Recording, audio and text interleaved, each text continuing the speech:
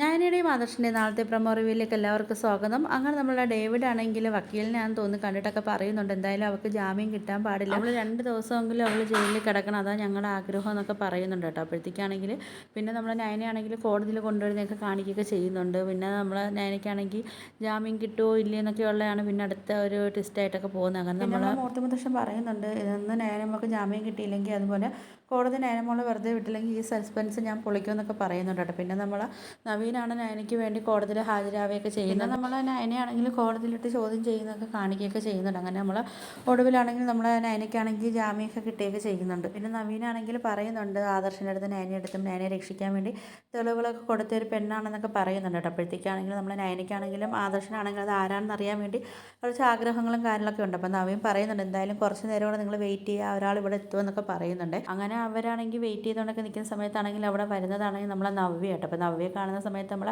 ആദർശം നയനയാണെങ്കിൽ ഒന്ന് ഷോക്കാവുകയൊക്കെ ചെയ്ത് നവ്യേച്ചി എന്താ ഇവിടെ എന്നൊക്കെ ഇങ്ങനെ ചിന്തിക്കും കേട്ടോ.